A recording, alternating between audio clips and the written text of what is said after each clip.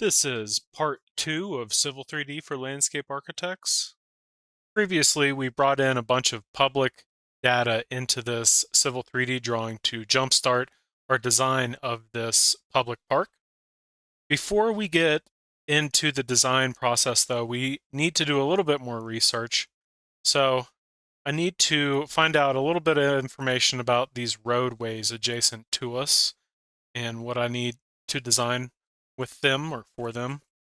So I'm going to search first just the Lakewood, Colorado GIS.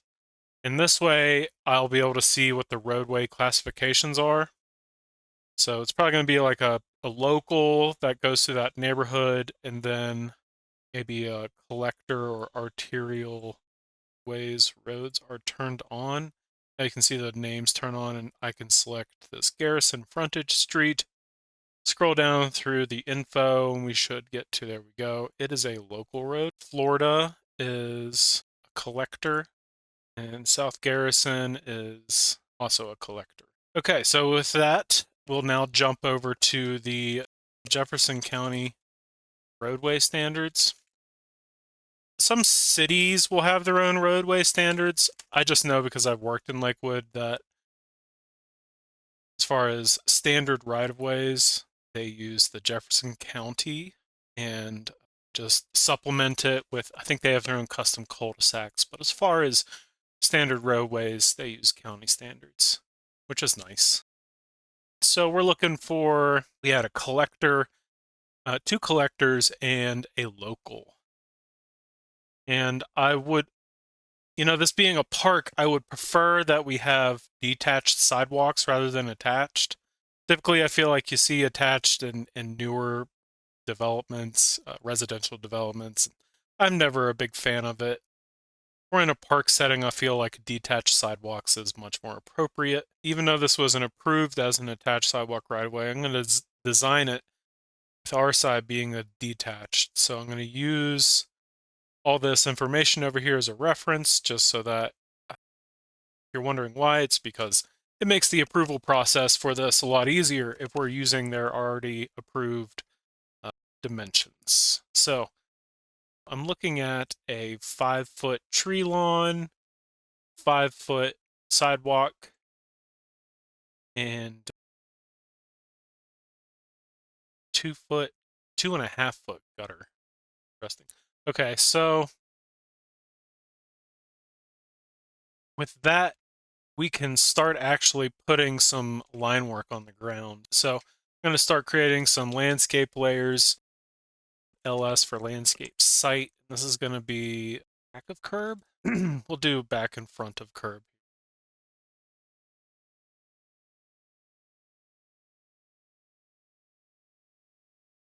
Front yellow, back.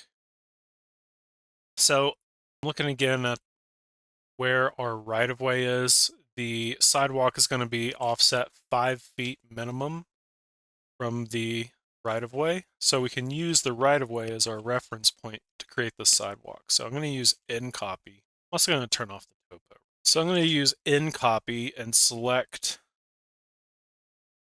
right-of-way lines in here.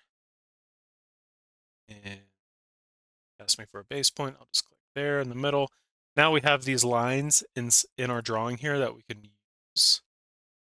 I'm just going to switch these over real quick to switch our working layer over to our curb layer that we just made. So the right-of-way shares the back of curb. So I'm going to go ahead and set this on the back of curb.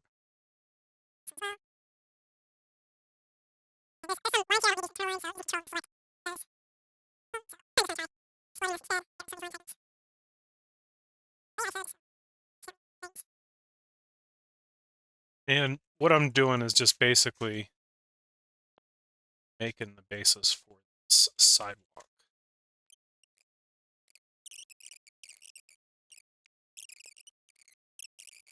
And we have a basic little sidewalk element outlining our site. We can start looking at how we might dissect this area.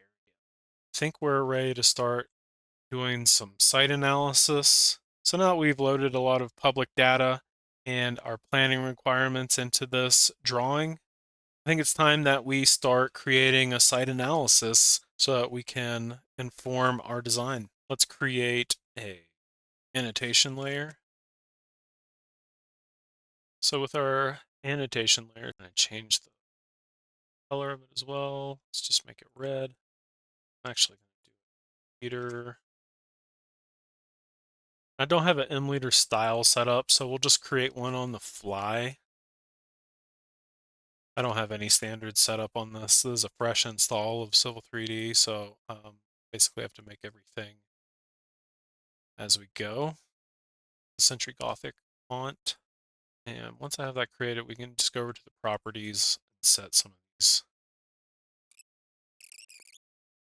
One thing I really like doing is using the curvilinear style leaders rather than straight leader type. You can do spline. I just think those are so much more pleasant and look less like an engineering drawing and more like, a landscape drawing. So I know this is my high. I'm going to copy this mLeader. I don't like that attachment style. Right now we have labeled our high and low point. Now I'm going to add some slope directional arrows. And we can show some slope direction arrows with Civil 3D, but as far as presentation quality, they're not exactly what I would put on a printable site analysis. So I'll show you. Like if we jump into here, I can edit the surface style. And under display, we can turn on slope arrows. Okay. And that's going to change us from a height map into a slope directional. Now we can see we have 8 different colors it can be for 8 different directions.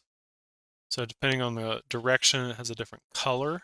But I just generally find this is just way overkill. I don't need this to draw my slope analysis arrows, and I've looked at ways to reduce the spacing on this, and I haven't found any sort of good method yet to kind of generate something you could use on a site analysis, like a printed site analysis from this.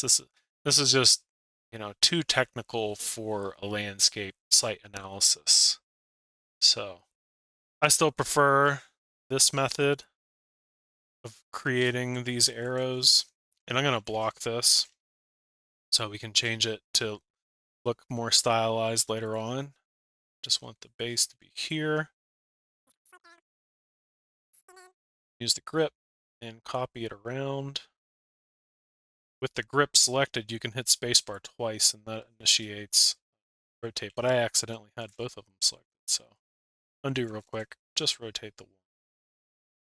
And I don't need to do a whole lot of these, it's kind of just supposed to be the general slope. So rather than get every little feature, it's just supposed to give you a quick visual analysis of the slope here. So we got a little bit of an island here in the middle. I think that's where the residence is, which makes sense. It would be sloped up, positive drainage.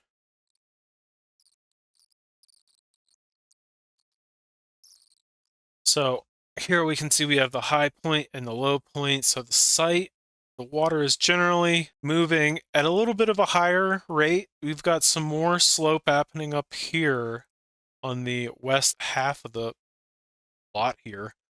We've got some grade changes, not a whole lot, but some. More so than on the east portion of the lot here, where it gets considerably low. I suspect there might be some wetlands or just some swampy areas in there. I think that'll suffice for our slope analysis. And I think next, I'd like to do a quick vegetation analysis. So we'll unload this topo layer so we can see what all is here. Starting with an aerial, I would just outline the tree areas. So we'll create another, let's do tree existing.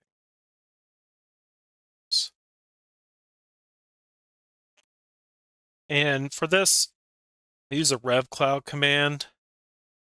We need to set up a little bit. As you can see, it's stylized in a way that'll work for us yet. rev cloud command, you want to, once it's started, you can go to A for arc length. So we'll try a 5 first and see how it looks. So given for this scale, 5's still a little small. So let's do 10. Sorry. Um, size, and then 10. All right, that's looking better. The other thing we want to do is specify it be a polygonal. So that way we can use a polyline to outline these. So then we can just go in and just outline these shapes. The best of your ability. Again, it doesn't have to be perfectly precise. And you'll probably want to turn snaps off for this, just because it's not terribly useful to have snaps on since we're not snapping to anything. We're using these pixels. See, I'm just trying to be quick.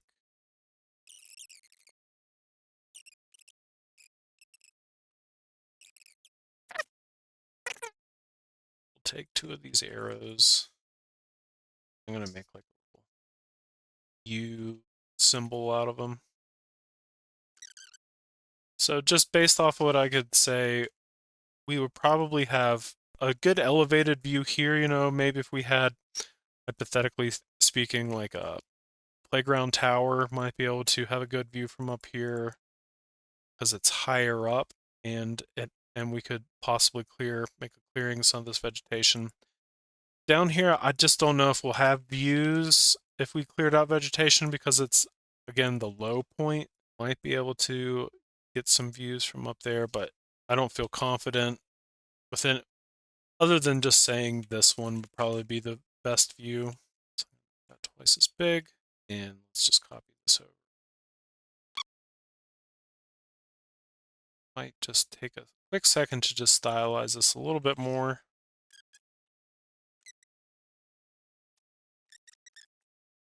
Instead of notable view, let's do front range views. In the low point down here, it does look like there's been some water kind of settling. This does look like a marshy sort of wetland area. So we'll add that to our little site analysis. And these are generally hatches, so I'll do select, and we'll select that polyline that I just made to hatch from it. Pattern, we have a wetland pattern. Swamp. Boost the scale that much. So now we have a wetland. So our analysis is starting to come together. I might think about at this point where our logical connections would be. So usually when you have intersections, you want to line them up with existing roadways. So if we had an entrance from here, we would probably want to use the existing site access, which I believe is right here. Hard to see, obscured from the trees, yes. And I might extend the access through to the other side of the site, though. Find it. There's the start of the driveway.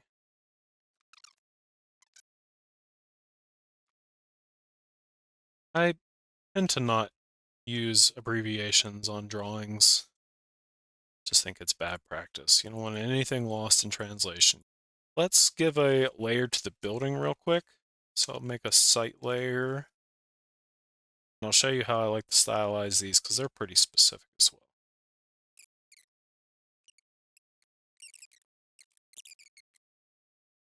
New layer. We'll call this LS. Building line. Just make like a fine line. Stylistically, I like the buildings to pop, you know, a little bit more. So I'm going to give it a nice thick line weight, but also giving it a second thinner line offset inside to just help reinforce that. And then I'll use that fine line as well to create a ridge line. It just helps identify it as a building. Like move this symbol just a little bit. Things are a little more clear.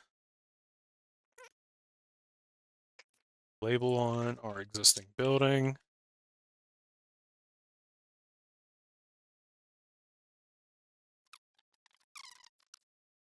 As far as our climate goes, typically get warm winds that come south. It's the Chinook winds. I might stylize this a little bit differently. So let's do a polyline. It's going to start with a straight segment, then change it to arc, and make kind of a bigger swoopy line. Then I can explode this leader. Just borrow our arrowhead, rotate.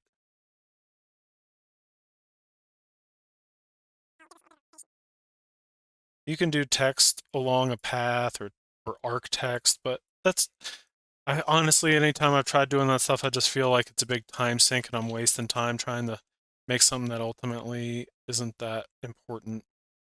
So I'm liking that better. So let's copy that.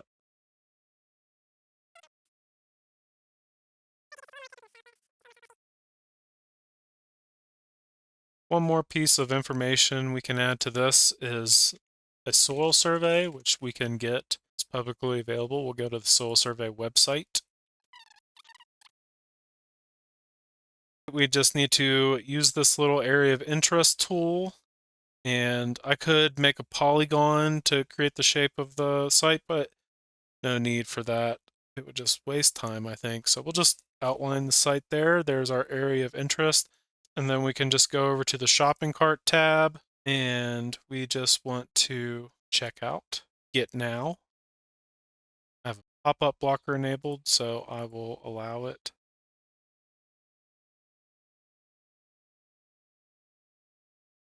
Check out again, download it, and there it is. We have our downloaded soil maps. Scroll down, we'll get to the site, and here is the goods. Looks like our site is pretty much going to be all number 44. There's maybe a foot, teeny tiny little, tiniest amount of area that might hit our site here, but it honestly doesn't look like it. It looks like it's in the road. So 44, we can go see what 44 is. Inglewood Urban Land Complex, 0 to 2% slopes. And then it should give us a written description of what this is.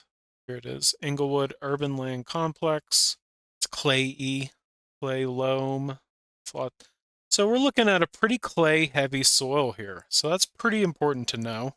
If this was a complex soils map, I would download this PDF and overlay it so that we could see the actual, boundaries of the soil areas. But since our entire site, saved this little skew of 35 down there is 44, I'm not going to import this as a layer or trace it or anything, but it's just good to know that it's very clay-filled soil. Thanks to everyone for tuning in. If you like this video, make sure you check out the next one here that YouTube has handpicked just for you.